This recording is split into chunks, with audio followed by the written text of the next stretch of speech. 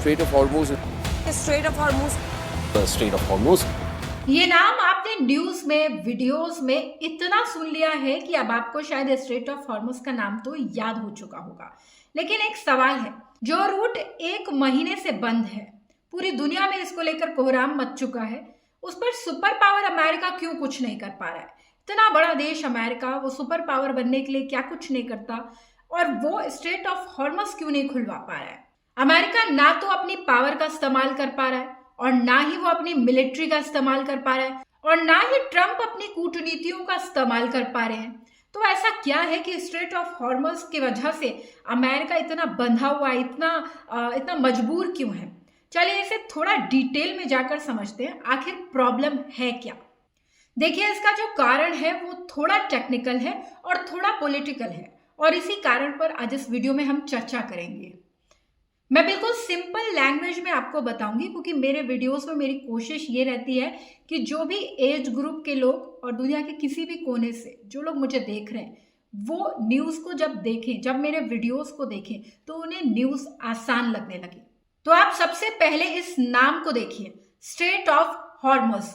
Means इसमें जो straight है, ये वर्ड, इसका मतलब है कि पानी की एक ऐसी बॉडी जो दो तरफ से जमीनी इलाकों से घिरी हुई हो। यानी बहुत ही इजी वे में बोलूं तो ये एक पानी का रास्ता होता है, जैसे कि हम लोग सड़क पर चलते हैं, सड़क एक रास्ता होता है ना सड़क पर, उसी तरह का ये एक पानी का रास्ता है, वाटर वे है।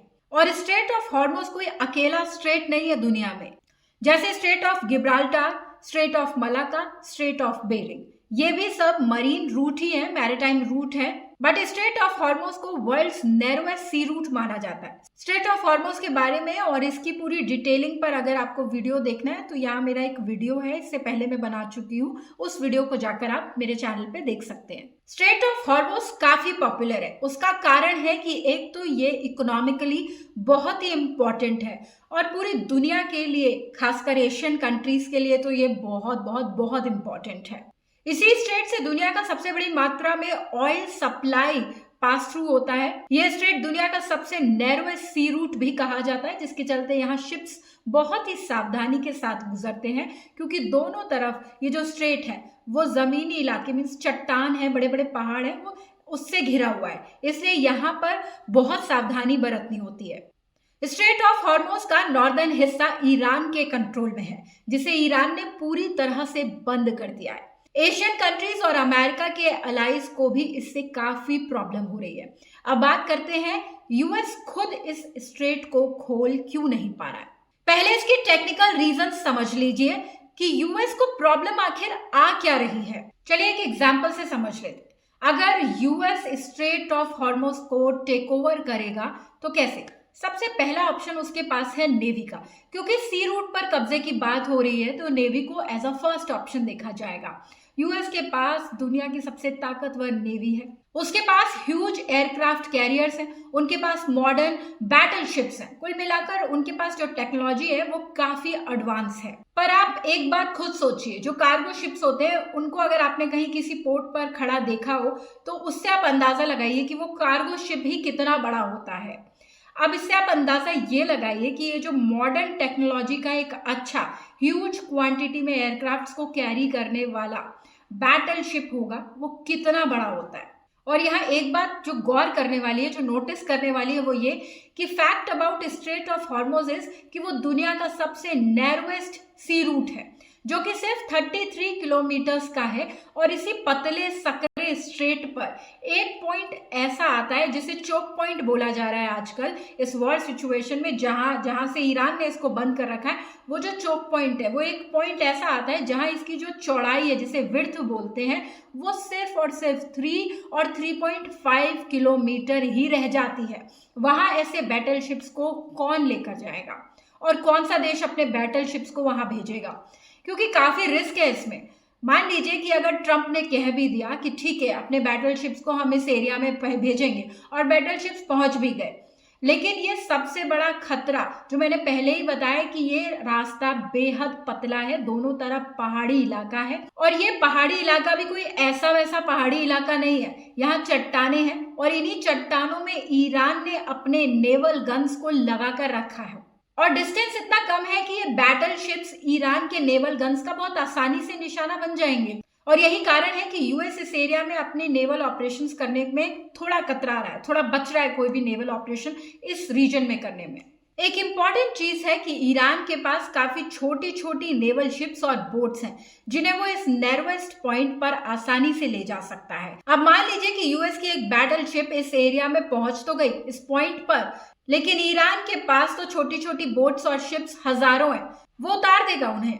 लेकिन जो साइकोलॉजिकल इम्पैक्ट उस वक्त बैटल ग्राउंड में पड़ता है ना, वो यूएस को ये करने से, ये कदम उठाने से रोक रहा है। अब बात कर लेते हैं मिसाइल्स की।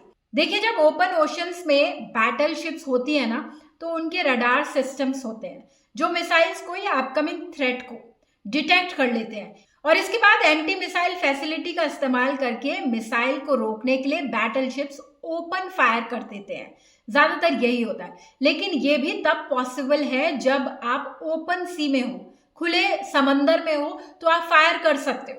लेकिन अगर आप स्ट्रेट में हो जहां दोनों तरफ से जमीनी इलाका है, चट्टान है, पहाड़ी इलाका है, वहां ओपन फायर करना अपने दुश्मन को बुलावा देने जैसा है। और एनिमी ने अगर स्ट्रेट में बैटल शिप पर अटैक कर दिया तो उसे क्रॉस करने में आपके पास टाइम इतना कम है कि आप रिवर्ट अटैक कर ही नहीं पाओगे। ऐसा नहीं है कि इंटरसेप्टर्स लॉन्च करने के तरीके नहीं है, पर उसमें टाइम लगता है। यहाँ सारा गेम जो है ना, उस छोटी सी टाइमिंग का है। नॉर्थ साइड से अगर ईरान से बैलिस्टिक मिसाइल मार दी गई तो एक तो टाइम कम है, और ऊपर से यूएस की शिप की जो वल्नरेबल कंडीशन होगी ना, वो अलग। और यही कारण है कि यूएस और इजराइल ईरान की मिसाइल कैपेबिलिटी को तोड़ने में लगे हुए हैं फिलहाल। और दूसरा एडवांटेज जो इस वक्त ईरान के पास है, वो उसकी तरफ वाले हिस्से में स्ट्रेट ऑफ हॉर्मोज के पानी में माइंस लगा सकता है। जो नॉर्दर्न हिस्से का स्ट्रेट ऑफ हॉर्मोज ईरान के कब्जे में, वो वहां माइंस लगा सकता है। और ऐसी कई खबरें भी सामने आई हैं कि ईरान वहां पे माइंस लगा रहा है, जिन्हें नेवल बॉम्ब्स भी बोलते हैं। ये जो माइंस हैं वो बहुत ही खतरनाक तरीके से काम करते हैं। जैसे ही इनके पास कोई शिप आता है, जैसे इनके रडार में जैसे ही कोई शिप पहुंचता है, ये एक्सप्लोड कर जाते हैं और शिप को डुबा देते हैं। और इस समय ईरान ये कर भी रहा है, और इसकी पुष्टि इस बात से है क्योंकि ईरान खुद कई बार बोल चुका है कि जो भी शिप वहां से पास थ्रू होंगे, उसके हिस्से वाले रूट से पास थ्रू होंगे, वहां वो बॉम्ब से उड़ा देगा। तो इससे ये जो मीनिंग है ना, ये संकेत जो है साफ मिल रहा है कि उसने वहां माइंस बिछाई है। और दूसरी तरफ यानी बहरीन वाली साइड से US navy in mining ships पर ही अटैक कर रही है टू एंश्योर इट कि ईरान माइंस ना लगा सके। यही कारण है कि कोई बाहरी naval forces straight of Hormuz पर अब तक कब्जा नहीं कर पाए हैं। और यूएस अगर इस ऑपरेशन को करता भी है या इस ऑपरेशन को करने के बारे में सोचता भी है, तो वो एक तो उसे यूएस को बहुत महंगा पड़ेगा ये ऑप्शन, और दूसरी ये बड़ी क्वांटिटी में इस ऑपरेशन में कैजुअलिटीज होंगी। You said opening the Strait of Hormuz is a simple military maneuver. Very simple. Yeah, but what did you mean by that? It's a simple military maneuver. It's relatively safe, but you need a lot of help in the sense of you need ships, you need volume. And NATO could help us, but they so far haven't had the courage to do so. And others could help us, but, we don't use it. At a certain point, it'll open itself. अब दूसरे option की भी बात कर लेते हैं। दूसरा option है ग्राउंड इन्वेजन। इसमें तो यूएस को अपनी आर्मी को ईरान की सरजमीन पर भेजना पड़ेगा, और ये बिल्कुल वैसा ही हो सकता है जैसा यूएस के साथ वियतनाम में हुआ था। क्योंकि देख हम सब रहे, ईरान कहीं पे हल्का नहीं पड़ रहा है युद्ध में। इसके अलावा एक टेक्निकल रीजन और है, क्योंकि ईरान के जो ज्यादातर हिस्से हैं, ईरान जो देश है उसके ज्यादातर जो हिस्से हैं वो पहाड़ी इलाका है, जहां भयंकर चट्टाने हैं, जिनमें लंबे समय तक टिक पाना किसी भी आउटसाइडर आर्मी के लिए बहुत बड़ा चैलेंज होगा। और ईरान के पास जो मिसाइल सिस्टम है वो बहुत अच्छा है। ईरान के पास सेना भी बहुत बड़ी है, तो इसलिए युद्ध वियतनाम की तरह हो सकता है। सो ये थे कुछ टेक्निकल रीजंस। अब बात कर लेते हैं उस पॉलिटिकल रीजन की जो ट्रंप को स्ट्रेट ऑफ हॉर्मोज खुलवाने से रोक रहा है। देखिए, ट्रंप ने हाल ही में अपने एक पोस्ट में चाइना से मदद मांगी कि चाइना इतना ऑयल लेता है स्ट्रेट ऑफ हॉर्मोज से, तो उसे हमारी मदद करनी चाहिए ईरान पर प्रेशर डालने में कि वो इस रूट को खोले। But it would be nice if the countries, including China, it would be nice if those countries would get involved. अब ट्रंप के इस पोस्ट के बाद ईरान ने भी एक बड़ा पॉलिटिकल गेम कर दिया। उसने कहा कि इस रास्ते से जो चाइना के शिप्स येन यानी चाइनीज करेंसी में ट्रेड करेंगे, उन्हें ईरान वहां से पास थ्रू करने देगा, उन्हें वहां से सेफली जाने देगा। अब हम सब चाइना के माइंडसेट को भी देख रहे हैं और चाइना के रिश्ते यूएस के साथ कैसे हैं वो भी हम सब जानते हैं। तो ये तो जाहिर है कि चाइना क्यों ही यूएस का साथ देगा। और चाइना ने अभी तक अपना ऐसा कोई रवैया दिखाया भी नहीं है कि उसे कोई फर्क पड़ता है वो, या फिर वो कोई ऐसा यूएस की हेल्प करने वाला है। वो इसमें कुछ इंटरफेयर नहीं करना चाहता क्योंकि चाइना का अपना काम तो हो ही रहा है। अब आप सीन से ना चाइना को हटा दीजिए, आते हैं यूएस के दूसरे एलाइज की बात करते हैं, जैसे France, UK, Japan, south Korea. ये वो कंट्रीज है जो स्ट्रेट ऑफ हॉर्मुज से मेजरली इंपोर्ट करते हैं क्रूड ऑयल का। इंडिया भी मेजरली इंपोर्टिंग कंट्रीज में ही आती है, बट अभी जिन देशों की बात हो रही है उनसे अमेरिका ने हेल्प मांगी है। तो उन देशों में अभी हमारे देश का नाम नहीं है। हम इंडिया से ट्रंप ने कोई अभी हेल्प नहीं मांगी है इस मुद्दे पर बात करने के लिए। तो अमेरिका ने इन देशों से ईरान पर प्रेशर बनाने के लिए कहा है, लेकिन यूके और फ्रांस का कहना है कि ये हमारी लड़ाई नहीं है। हालांकि उन्होंने ये डायरेक्टली नहीं कहा, डिप्लोमेटिकली वो भी बोल रहे हैं कि लड़ाई बंद होनी चाहिए, इससे भारी नुकसान हो रहा है, पूरी दुनिया का नुकसान हो रहा है। बट खुले तौर पर उन्होंने अमेरिका की हाँ में हाँ अभी तक इनमें से किसी देश ने भी नहीं मिलाई है। You know, we don't use the strait. We don't. The United States. We don't need it. Europe needs it. Korea, Japan, China, a lot of other people. So they'll have to get involved a little bit on that one. अब एक और important info आप देख लीजिए।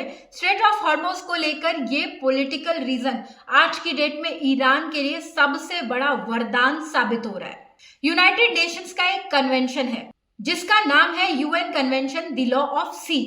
इस convention के हिसाब से स्ट्रेट ऑफ हॉर्मुज पर सोवेरेनिटी जो कि ईरान और ओमान की है, मींस हॉर्मुज पर इन दोनों देशों का होल्ड है, इन दोनों देशों की पावर है। बाकी देश उसे एक पैसेज के तौर पर यूज कर सकते हैं और ईरान और ओमान इस पैसेज में कोई प्रॉब्लम्स क्रिएट नहीं कर सकते जिससे बाकी देशों के लिए प्रॉब्लम आए। ये यूएन के कन्वेंशन का लॉ है। तो ये भी एक बहुत बड़ा पॉलिटिकल रीजन है। अमेरिका इसी कारण से वहां पर स्ट्रेट ऑफ हॉर्मुज में कोई भी ऑपरेशन वहां नहीं करना चाहता। इसीलिए यूएस अभी एलाइज को अपने फेवर में कर रहा है और देशों को अपने फेवर में जुटाने की कोशिश में लगा हुआ है ताकि वो इस मुद्दे को यूएन में उठा सके, जिसके लिए यूएस को सपोर्ट की सबसे ज्यादा जरूरत है और वो इस वक्त वही करने में लगा हुआ है। आपको ये वीडियो इंफॉर्मेटिव लगा हो तो मुझे कमेंट सेक्शन में जरूर बताइएगा। और अगर यूएस स्ट्रेट ऑफ हॉर्मुज को लेकर यूनाइटेड नेशंस में जाता है और अगर इंडिया की हेल्प मांगता है तो इंडिया का टेक क्या होना चाहिए, अपना ओपिनियन आप मुझे कमेंट सेक्शन में जरूर बताइएगा। अगर आपको ये वीडियो पसंद आया हो तो चैनल को सब्सक्राइब कीजिएगा और वीडियो को लाइक और शेयर जरूर कीजिएगा।